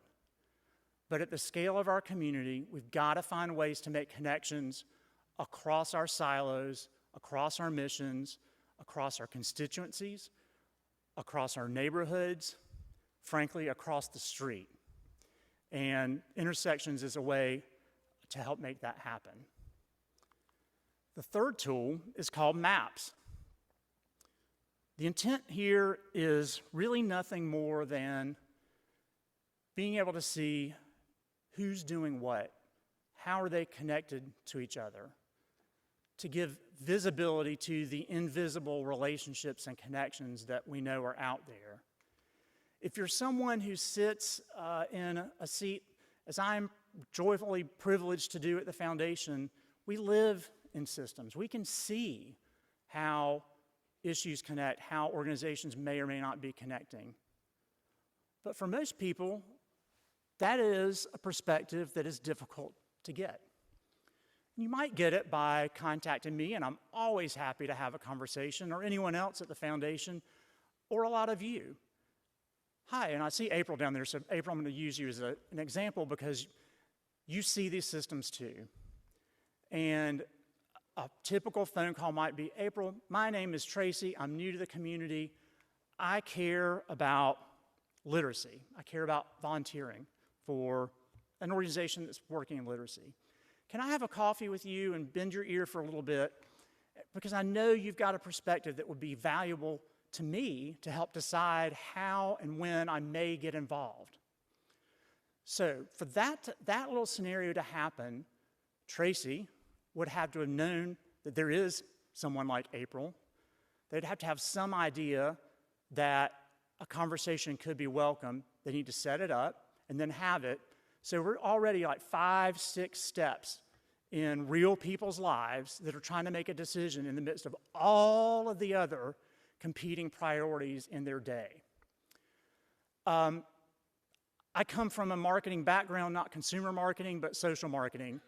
I'll tell you that when an advertiser is buying time and trying to get in front of your eyes and ears, what they're counting on is being a bigger part of the literally 17,000 opportunities you have every day to purchase, buy, or make a decision that's in front of you. It is in your brain from the time you wake up. It's super easy. Community should be just as easy, if not easier, just as fast, if not faster, because people want it. So we've got something people want, connection to community. But it's got to be easier to see how to get involved and with who. So data can help us do that by creating easy to understand visual maps of who's doing what across not only the 17 topics that are in the launch folios, but topics and folios that you will help us decide to create. To do this work, and this is the part where it only works if we do this together, because it requires us sharing some information around who do we work with as organizations, how often, what is the nature of the relationship? Are we in a funder-grantee relationship? Are we in shared service? Are we handing off volunteers? What have you? So relationships. We have started work with an organization that's based out of Colorado. It is led by a team of academics who are community-minded, community-centric, and have created an entity called Visual Network Labs. Their entire mission is to help communities understand themselves through the power of data and network visualization. Who's doing what? Dr. Danielle Varda is the lead of VNL and founder of VNL, and she was to be here with us today. Unfortunately, she's not able to make it. She is okay, her family's okay, nothing that was her fault. And while I have watched a lot of YouTubes and been on Twitter to try to be a network visualization expert, I won't try to take the place of someone who's deeply embedded in that work. But the good news is Dr. Varda will be with us in the coming weeks to be able to work with us and show us more. But she did send about a 6-minute clip because we asked her, like, show us like a community. We need an example. All of us want to see an example of what this network visualization, what these maps can unlock in terms of impact. So this example happens to be about the community of Sarasota, Florida. It involves organizations that I had not heard of them, perhaps you have. But imagine you could easily substitute Charlotte region for Sarasota, Florida. You could see swapping names out for some of these organizations and hear the impacts. But what you are going to leave with is the sense that there was increased visibility for agencies and nonprofits, that funders utilized and leveraged that visibility to add additional resources into the community, and that it made a real difference in people's lives. So it's not ideal. We would love to have her here live, but we do have this case study, if you will, as an example, and then I'll be right back. And do I need to click again? So we've built a platform called the Partner CPRM. It looks a little bit like this, but it allows us to ask questions, get data in there, and watch it change over time. We can see these relationships through these visualizations and measure them in different ways. So I want to share with you what we did in one community when we were given the opportunity to map their network.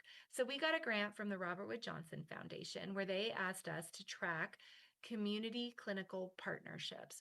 They were interested in how, as we began to screen more and more for folks in clinical settings around the social determinants of health, we are making referrals out to community, and they wanted to know, how is that happening? Where are the referrals coming and going? And how is the community coordinating around that? So we partnered with the Nonprofit Centers Network and the University of Colorado, Denver to identify 5 sites where folks were doing this well. Through that work, we found a group in Sarasota, Florida. They are called the Glacier Schauenbaum Human Services Center, well known for their ability to bridge and be a community builder of connections across Sarasota. So they invited us in. We looked at 41 organizations that they thought were key players and looked at their attributes, characteristics, and then how they are connected. We were quickly able to find a cluster of highly connected organizations, but then also quite a few that were not as well connected, but still considered key players. So immediately we had some strategies. How do we leverage these practices and resources? And how do we better connect or invest in these kinds of relationships over here that are not as well connected? So we needed to do a little bit more investigating. And so we applied this to a use case. And Glacier Schauenbaum pointed out a few organizations that they considered key players: Healthy Start Coalition of Sarasota County, the Center Place Health, the Florida Department of Children and Families, and the Early Learning Coalition of Sarasota County. So they were very interested in how these particular organizations had built coordination and were working together or not. So we did some work and we asked them a lot of questions. And then we actually put it into a use case. So this was around 2019. And what we learned was that in 2018, a huge hurricane came into Florida and lots of evacuees came into Sarasota, creating a need for those folks to immediately coordinate and build networks, leverage resources to help folks like this, which was a grandfather who brought his grandson to Sarasota in an evacuation because he knew folks. So ended up connecting with the Glacier Schauenbaum Social Services Center, and they were easily able to start building a coordinated network of care for him because they had the data and understood how these other organizations were already working together. So they applied that over and over again in the service to evacuees to understand where they could spend less time going organization to organization and coordinating care by leveraging what we already knew existed. So that allowed us to really highlight the whole community and map things out in that similar way to create these really efficient and effective strategies for not just responding to disasters, but also coordinating everyday services that people need.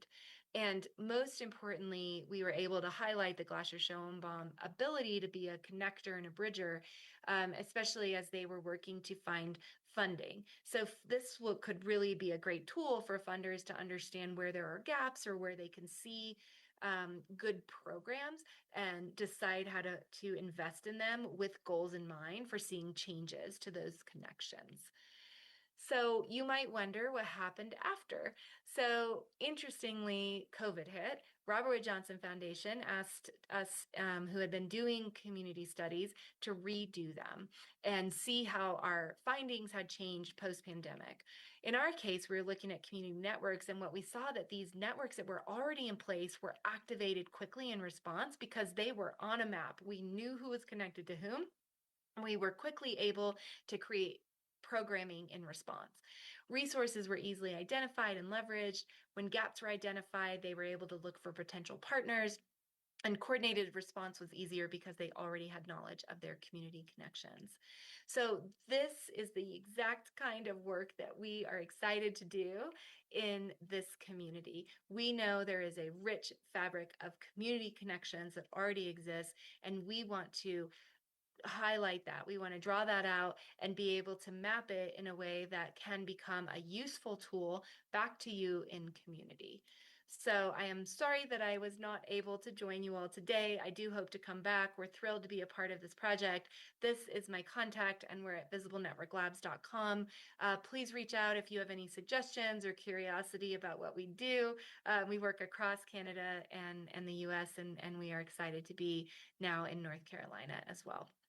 So thanks so much, and I hope that you all have a terrific continuation of this community event.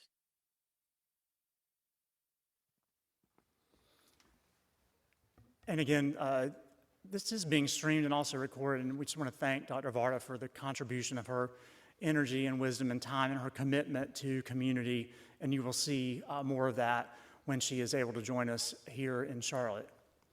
So I'll close out by saying that FFTC Forward is an opportunity. It is a gift that we're bringing forth as an offering for all of us. For the maps particularly, we will need to work together, and in the coming weeks, we will be in touch about what that looks like. But I will promise that it's not a major time commitment. We will try our very best not to ask you things that you have been asked over and over and over again in prior surveys. And I will pledge to you that our goal in this is to build access to information, to increase understanding of how our challenges and opportunities intersect and affect real people, and to build visibility for you, for all of us, so that those with resources, funders, can see you, can see us together. And I mean that in a very specific context. We are in conversations with national level funders, foundations that have assets that are multiples of ours, multiples of our entire philanthropic community's assets together, that are looking for communities to invest in to help meet challenges across a wide range of issues, like Robert Wood Johnson has done in Sarasota. But I'll tell you that the conversations start with something along the lines of, tell me about the community and how are you equipped to distribute investment equitably, with impact, with a connected community. This infrastructure is a vital part of our future together and our strength in being able to meet challenges together. We have opportunities to build our connections, strengthen opportunities for anyone to be involved and empowered as individuals, as organizations, as institutions, when we work together. And so I'll leave with thank you for the opportunity to share this gift of time, this opportunity to further collaborate and to move forward together in a different way. So thank you. And I'm going to turn it over now to people that know a lot about food insecurity in our community as a system. And Melissa and Tina, take it away. Thank you, everyone.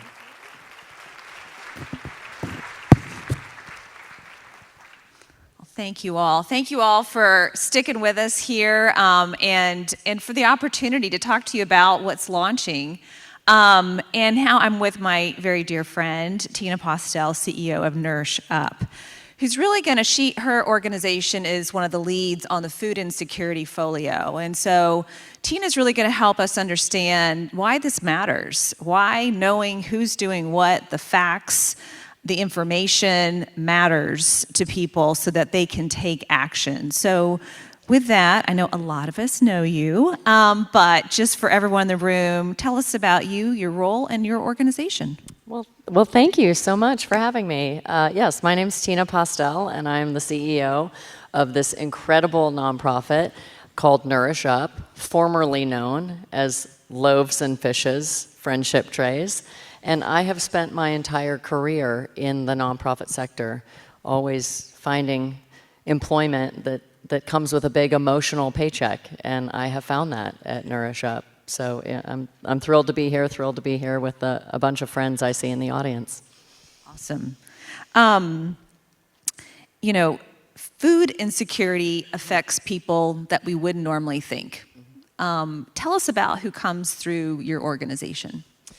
Well, at Nourish Up, we have a lot of different programs. So, we are a network of emergency food pantries. At my last count, I think we had 41 food pantries in medical clinics, in other nonprofits, inside government agencies, on college campuses, inside churches, all throughout Mecklenburg County. And then we also do grocery home delivery for people who can't make it to one of the 41 locations.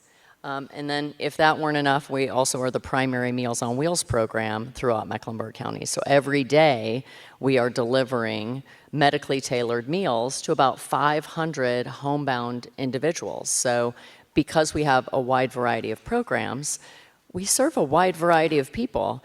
And I would love to share that when people come to Nourish Up, if you're working in a food pantry, or if you're delivering groceries, or you are delivering a meal, people are often surprised by who is hungry in Charlotte.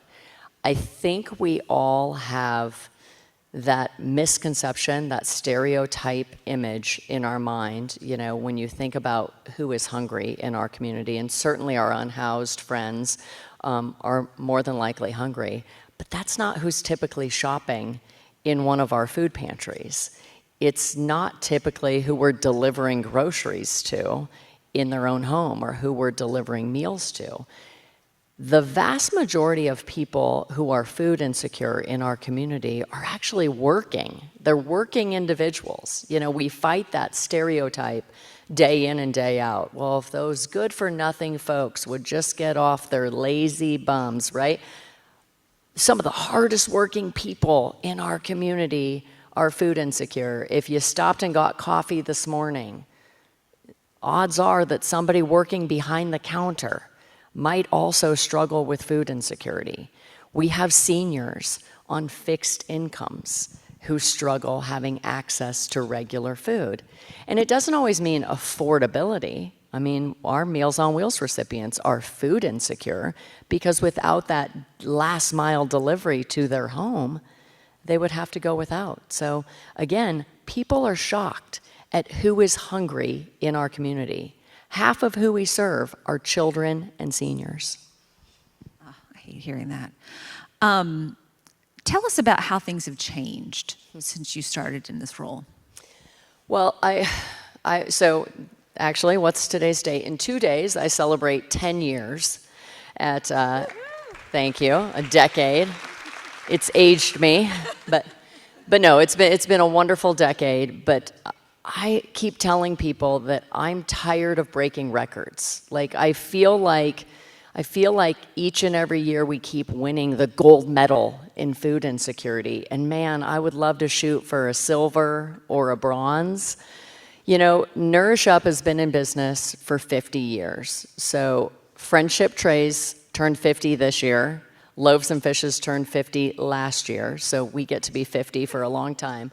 But we have never seen the numbers that we're seeing now. So last year, we served 169,000 people, more than we've ever served in our 50-year history. And while that's exciting that we were able to meet the demand, it's also extraordinarily depressing that 169,000 people have to visit a food pantry in order to put food around their table. And I know I talk a lot about the numbers, and I like to give people a visual. 169,000 people, that's enough to fill up Bank of America Stadium where the Panthers play, not one time, but twice. So the first time I would have filled it up with all the adults that needed help, and then that second time I would have filled every seat in that stadium with the children and seniors that needed to rely on Nourish Up in order to eat. So the problem keeps growing, and I know I have many nonprofit fellow leaders out there that our goal is to put ourselves out of business, right? Man, business is strong in the nonprofit sector right now. So that's what we've seen with growth.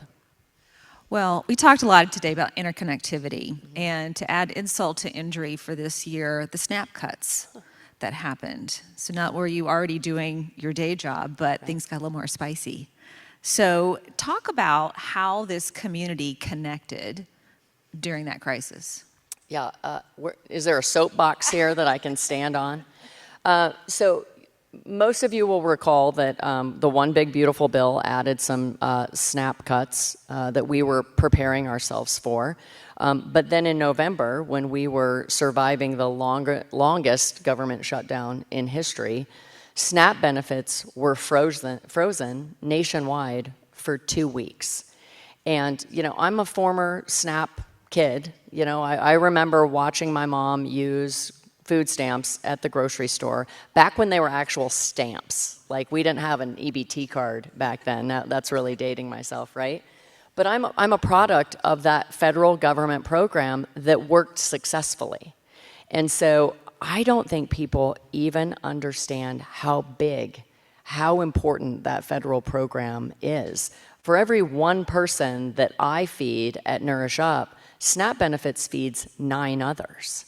And so if we're already experiencing record-breaking numbers, the 9 other people that didn't have their money loaded onto their EBT card so they could shop at a regular retailer, I was bracing for impact. And so one of my first calls was to our friends at the Foundation for the Carolinas, and then I put out a plea to absolutely anybody that would listen. You know, Governor Josh Stein, I'm going to put this into perspective for everybody. Governor Josh Stein, during that 2-week freeze, had a massive fundraising campaign, and I know that many of our friends at the Foundation for the Carolinas were a part of it, and successfully raised $18 million. $18 million. That's incredible. We were overjoyed. But to put a damper on it, just here in Mecklenburg County, just Mecklenburg County, over $24 million are distributed on people's EBT cards every single month. So $18 million for the state of North Carolina wouldn't have even covered Mecklenburg County. So I'm pretty proud of what we accomplish at Nourish Up. I'm so proud of our other partners that are listed in the folio, like our friends at Second Harvest Food Bank and the Bulb and Feeding Charlotte.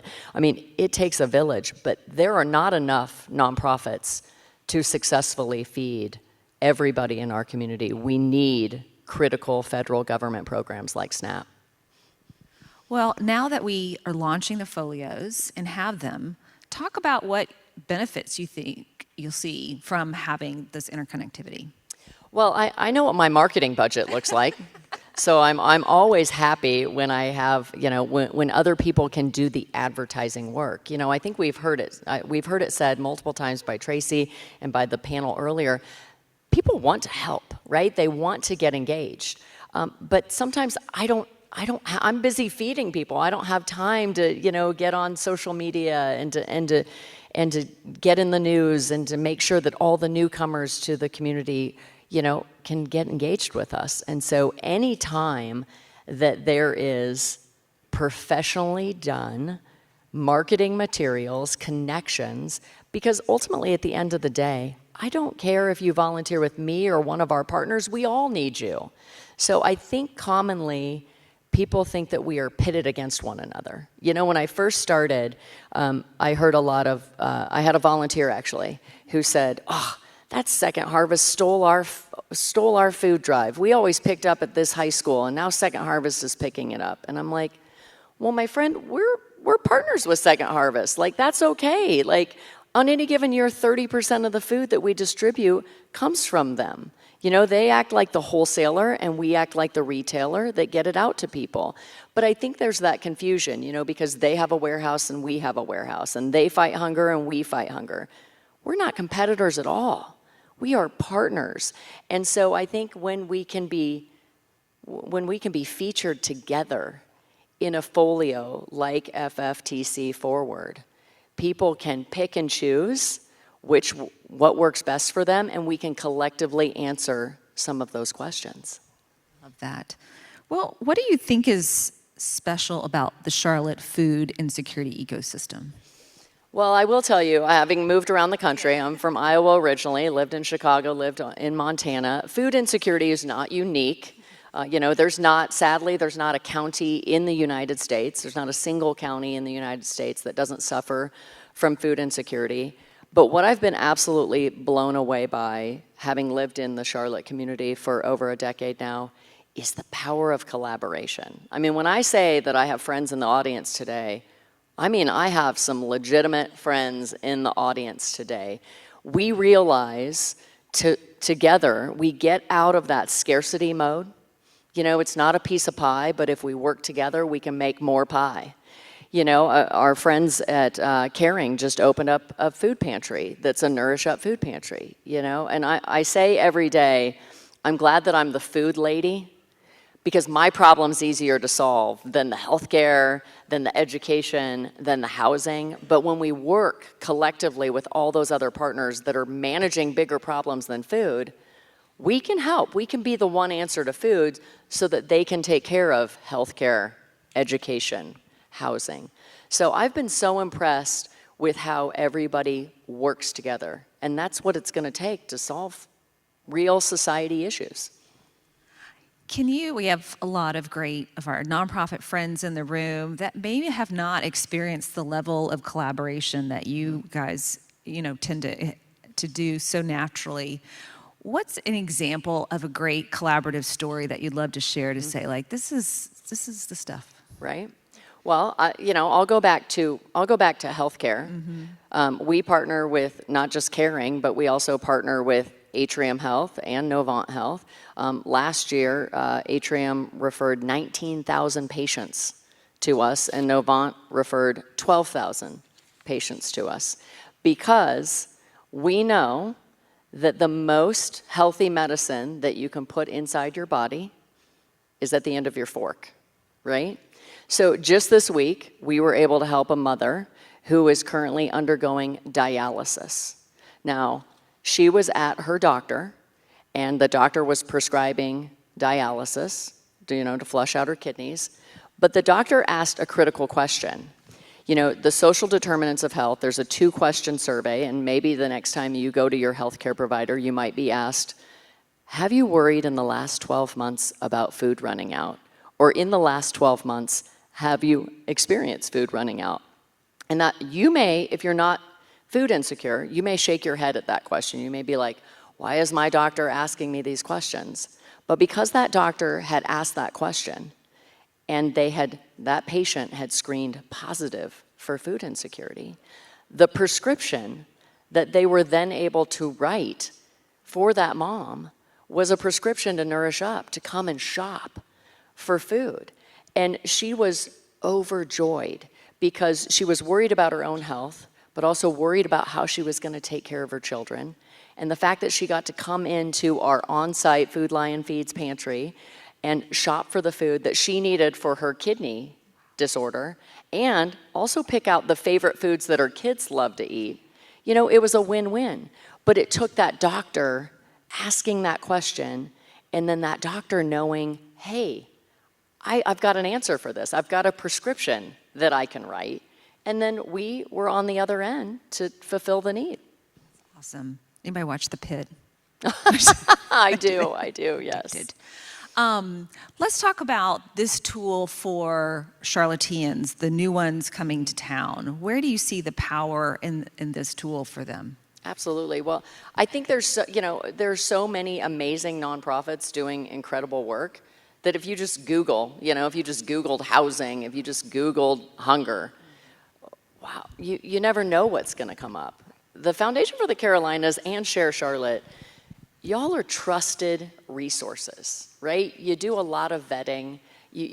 People turn to you for guidance. So the fact that you are putting this tool together for all of us, I think it creates that kind of one-stop shopping, but it works for a variety of people. You can pick and choose what your topics are, where you want to plug in the most, because like I said, people want to help. They really do want to help, but sometimes they don't know where to go. And so having trusted leaders in the community like Share Charlotte and Foundation for the Carolinas put together a comprehensive package for people, I'm happy to be featured, so thank you very much. Awesome. Well, as we're wrapping up to our last part, it feels like, and you said these words, I'm kind of stealing it, that food insecurity is a solvable problem. Wouldn't that be nice? It is a solvable problem. Yeah, 100%. I mean, again, I'm so happy that I'm the food person. We produce enough food in the United States to feed absolutely everybody. Yeah. It's an access problem. It's a distribution problem. So there is enough food. And I get it by the tractor trailer load, and then I often have to partner with my friends at like The Bulb and Feeding Charlotte and Second Harvest to get it out because we don't want to waste it. Right. So it's definitely an access issue, not... Yeah. All right, here is where you give a charge to all our friends in the audience as well as Charlotteans. What do you think is the next step for them? Well, to my nonprofit leaders, it's get a good night's rest. For anybody else in the room that's not exhausted, I always like to give people 3 action items. First, give. There are so many amazing nonprofits featured in the food insecurity folio, but also the other folio. So pick something that you are passionate about, and if you have the resources, share them. So give. 2, volunteer. My nonprofit, all these other great nonprofits, we thrive on volunteers. We have less than 50 employees at Nourish Up, but I have over 4,000 volunteers. And I need even more. And I need them how our clients need them. So lots of times we get calls for, groups that want to, can I send 300 people to come pack food boxes? I don't need 300 people to pack food boxes. I need you all to get in your cars and help me deliver groceries and deliver meals to people in need. So volunteer, and that comes with a huge emotional paycheck. Mm-hmm. Last but not least, and it's certainly the biggest one right now, you have to advocate. Yeah. We have to be engaged. We have to be good civic leaders. We have to speak up, not just for our needs, but for those who have the least. Maya Angelou has a famous quote about, and I'm going to butcher it, but she shares that if it's true that a chain is only as strong as its weakest link, then a community truly is only as healthy as its sickest citizen, and it's only as wealthy as its poorest resident. And so we have to advocate for people who have less than us. SNAP benefits is under attack, and I'm here to tell you, Nourish Up is awesome, Second Harvest Food, every hunger nonprofit in that folio is awesome. We can't feed the community. We can't make up what critical federal programs like SNAP do. So give, volunteer, and advocate, please. Oh my gosh, you heard it here. Thank you, Tina. Thank you so much. Appreciate it. All right. Now we're going to hand it back to our creative partner and friend, Matt Olin. Thanks, guys. All All right, y'all. Well, we are going to bring this full circle for our final moment together this morning. Earlier this morning, we experienced what it sounds like when different parts of a community each play their role and then come together in harmony. We heard it, and now we're going to become it. Anywhere, right? Because the truth is, and we all know this already, that civic leadership isn't just about strategy and platforms and funding and programs. It's about people, it's about voices, and every single person in this room has one. Individually, our voices matter, but together we have the power to create something far greater than any one of us could do alone. So to help us experience that, I would like to invite out Zach Estrada Peterson to guide us through one final creative moment. Come out, Zach. Zach is the founder of the amazing Brighter Day Community Choir of Charlotte, and he is going to turn, yes. Love this guy. I love the Brighter Day Community Choir. T's a member from Care Ring. So anyway, he's going to turn this entire room for our final experience together into a living, breathing example of what's possible when we listen and contribute and come together. So take it away, Zach. All right. Good morning. How's everyone doing?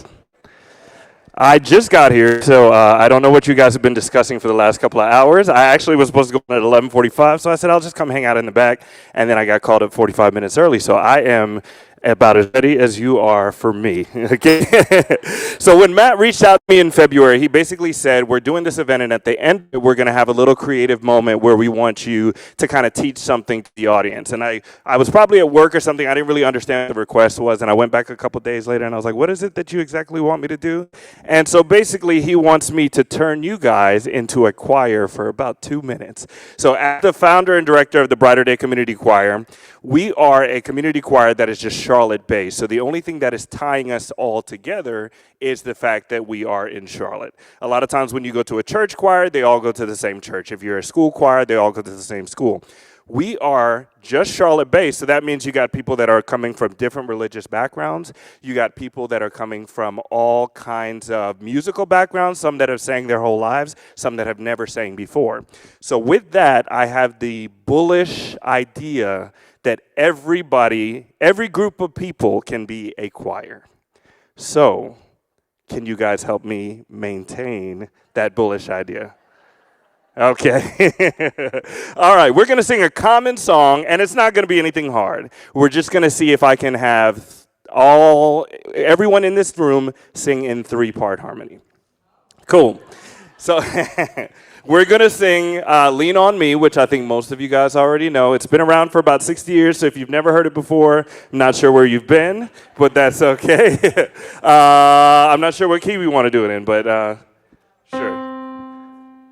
No, we'll do higher. Lean. All right. If that seems comfortable for you, raise your hand. Okay. All right. I won't even go into soprano, alto, tenor, anything like that. We'll just do high, medium, and low. Cool? Lean. All right. If you're there, sing with me. Lean on me when you're not strong, and I'll be your friend. I'll help you carry on. Keep going. Those high ones. No one. Wait. Belong till I'm going to need somebody to lean on. All right, so we got a soprano section. Where were we? Lean, lean, middle. Dang, does that mean everyone else is low? Okay, that's fine, that's fine. I think there's some higher ones in there, but that's okay.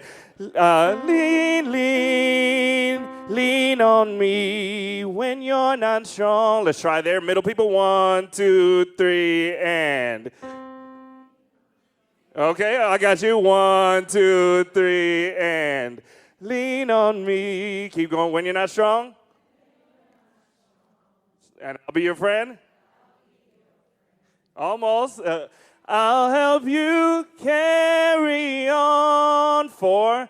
Wait, what's the words? Belong till I'm gonna need somebody to lean on. All right. All right, low. Okay. Who didn't raise their hand ever? A lot of you. Okay. Well, everyone who didn't raise their hand, just do the low because it's almost like talking, okay? Lean, lean, lean. Lean on me. That's low. Ooh, all right. Lean on me. Well, you should have picked one of the higher ones. All right, lean on me. All right, try that. 1, 2, 3, and lean on me when you're not strong, and I'll be your friend. I'll help you carry on. Am I singing by myself? Keep going. For it won't be long till I'm gonna need somebody to lean on. Oh, that is low. So everyone that thought they were low might need to go to the middle. All right? Now, come in, just say lean. I'll give, okay, all the high ones, that's where we are. Lean, just hold that. Lean, all right, the middle ones. Lean, lean. Low, lean. Okay, and then we'll do the whole thing, but for purposes of the experiment, you guys have proved me right that you guys can sing in 3-part harmony. At least for one line, or at least for one note, all right? Now, can we try the whole chorus? I didn't see a lot of confidence. Can we try the whole chorus? All right. Lean, lean, lean. All right, 1, 2, 3, and lean on me. When you're not strong? When you're not strong. Keep going. I'll be your friend. Keep going. I'll help you carry on. 4. No one can fail. It won't be long. That I'm gonna need. Somebody to lean on. You all are now the community choir of Carolina Theater's Community Impact Summit 2026. Thank you all for having me. Zach, thank you so much, Zach. We love you, and go check them out. They are an amazing, amazing choir. And I'm going to bring out Melissa and Tracy to close us out. Woohoo! You guys sounded great. No one said it was easy work. It's hard work, right? No. But it's worth it. It's worth it, yeah. We do want to close with some thank yous, and we'll do it this way.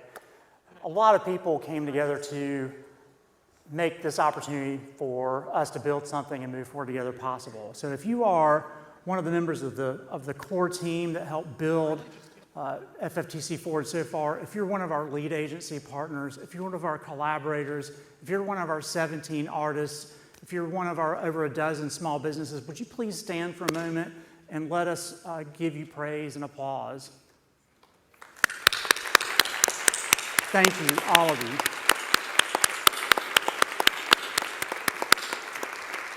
It will take all of us moving forward to move forward together, and couldn't be more thrilled to be on that journey with you. So thank you for being here. Yes. Tracy, thank you and the foundation. Thank you. Love this leadership, love seeing this evolution, and excited for what's next for our community, for the support of our ecosystem, and for all 157 Charlotteans coming to our community daily. We're excited to welcome them and get them involved. That's right. Let's go get them. That's right. So with that, thank you guys so much for coming to this morning. Yeah. And more to come. Thank you.